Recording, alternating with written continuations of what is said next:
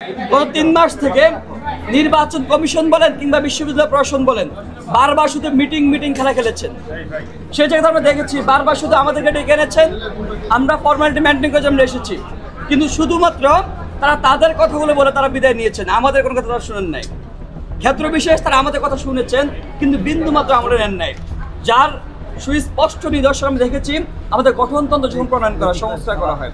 আমরা দেখেছি আচরণবিধিতে আমরা বিভিন্ন সংস্কার প্রস্তাব আমরা দিয়েছি, কিন্তু কোনো বিষয় আমরা নেওয়া হয় না, বিন্দুমাত্র বিষয় আমরা নেওয়া হয় না। কিন্তু আমরা বারবার করে আচরণবিধি লঙ্ঘন হচ্ছে, আচরণবিধি লঙ্ঘন হচ্ছে বারবার করে বলে আসতেছি, কিন্তু ওই যে জেল আউট সেই কদুই। কিন্তু আজকে দেখেন, আজকে তারা নানান বিষয় বলেছে আচরণবিধি কেমন হবে কি না হবে, কিন্তু আমরা বারবার যখন আমরা কনসার্ন জানাচ্ছি যে আপনারা যেগুলো বলতেছেন সেগুলো হচ্ছে মানে অবস্কিউর, দুর্বোধ্য, স্পষ্ট, আপনাদের ওগুলো ক্লিয়ার করা উচিত, কিন্তু সেই সুযোগটা বলার সুযোগটা আমার দেওয়া হয়নি।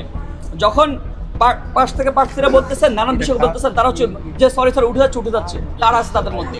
আমরা একটা বিষয় স্পষ্ট করে বলতে চাই, দেখেন নির্বাচন কমিশন যে নির্বাচনে কৌশল সাজাচ্ছেন, তারা বারবার করে আমরা এর আগে বলেছি যে নারীদের 3টে হলের ভোট একটা কেন্দ্রে তারা দিচ্ছেন। টিএসসির মতো জায়গায় তারা বলতেছেন 176টা বুথ দিবেন, এটা খুবই হাস্যকর একটা বিষয়। টিএসসিতে কীভাবে 176টা ভোট আপনাকে কাউন্ট করবেন কীভাবে? তারা বলেছে যে আমাদের ভোটার সংখ্যা 39,000, কিন্তু যদি আপনি যোগ বিয়োগ করে হিসাব করেন 1 ঘন্টায় সর্বোচ্চ আপনার 60 জন ব্যক্তি ভোট দিতে পারবেন। হ্যাঁ, 1 ঘন্টা যদি একটা বুথে 12 জন ব্যক্তি ভোট দিতে পারবেন, 5 মিনিট লাগবে। সেই জায়গা থেকে 5 মিনিট থেকে বেশি লাগবে। আজকে নির্বাচন কমিশন বলেছেন যে কেন্দ্রীয় যে আপনার ব্যালট পেপার হবে সেটা 5 পাতায় ব্যালট পেপার হবে। সে তার পছন্দের প্রার্থীকে কখন খুঁজে নেবেন? হলে যে প্রার্থী হবে সেটা ব্যালট পেপার হবে, সেটা 1 পাতার হবে। 6 পাতার পেপার থেকে সে কবে খুঁজে নেবেন? কমপক্ষে আমরা মনে করি 10 মিনিট সময় লাগবে।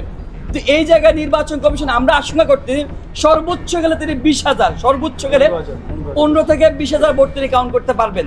বাকি 20,000 শিক্ষার্থী আপনার ভোট প্রদান থেকে আওতা বাইরে থাকবেন। সে যে আমরা সংখ্যার জায়গায় বারবার করে জানিয়েছি, কিন্তু ওই যেটা আমরা স্পষ্ট করলাম যে নির্বাচন কমিশন শুধুমাত্র ফর্মালিটি মেনটেনের জন্য নিজেরা কোনো মিটিং তারা অ্যারেঞ্জ করেন, নিজেরা এসে নিজের কথাবার্তা বলেন, আমাদেরকে কোনো কিছু বলার সুযোগ দেন না। এটাই আমাদের কথা।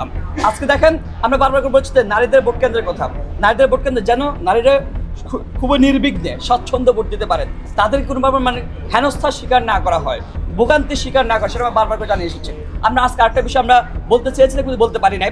আপনি জানেন যে অনেক বছর পর ডাকসু এসেছে, সে ডাকসু আপনার শিক্ষার্থীরা খুবই স্বচ্ছন্দে খুবই আনন্দে আমাদের মধ্য দিয়ে উদযাপন করবে, ডাকসু প্রার্থীরা করবে। আপনি দেখেন অনেকজন প্রার্থী হয়েছে, কিন্তু সকল ডিপার্টমেন্ট সকল ইনস্টিটিউটে পরীক্ষা চলমান। আজকে যখন এই বিষয়টা একজন বলল, আমাদের নির্বাচন কমিশন পক্ষ থেকে বলা হলো যে ডাকসুর জন্য পরীক্ষা আটকে থাকবে না। ভাই, আপনি যদি ডাকসুকে প্রাণবন্ত করতে চান অবশ্যই শিক্ষার্থী সেই সুযোগ তৈরি করে দিতে হবে। 10 দিন গ্যাপের মধ্যে শিক্ষার্থী কিছু যায় আসে না, শিক্ষার্থীরা উইলিংলি স্বতঃস্ফূর্ত আপনার সে প্রস্তাবনা দিচ্ছেন, কিন্তু আপনি যখন নিজের জায়গায় ঘুঁ ধরে থাকবেন, শিক্ষার জায়গাটা সবসময় আপনি দূর করে ঠেলে দেবেন, সেই জায়গায় সবসময় আমাদের সংখ্যা জায়গা তৈরি হয়। আমাদের বাকি যেটা বলেছেন যে নির্বাচন কমিশন আচরণবিধির কথা বলতেছেন, কিন্তু আমরা দেখছি আচরণবিধি লঙ্ঘন করে সেটা ফেসবুকে প্রচার করতেছেন। বিশ্ববিদ্যালয় প্রশাসন কিংবা নির্বাচন কমিশনের যে আচরণবিধি আছে সেগুলোকে বৃদ্ধাঙ্গুলি দেখাচ্ছেন অনেক প্রার্থী, সেই জায়গায় আমার সংখ্যার জায়গা রয়ে গেছে। আমরা আজকের এই সংবাদ সম্মেলনের মধ্য থেকে আমরা নির্বাচন কমিশনকে জানাতে চাই, আমরা যে সংখ্যার জায়গা তুলে ধরতেছি আমাদের সেগুলো আমলে নেন। আমাদের আমলে নিলে আপনার যা অনেক কষ্ট করে তারা আসতেছে, অনেক পরিশ্রম করতেছেন, আপনাদের পরিশ্রম আমাদের পরিশ্রম সকল পরিশ্রম সুন্দরভাবে সুষ্ঠুভাবে একটা নির্বাচন উপহার দেবে। ধন্যবাদ সবাইকে।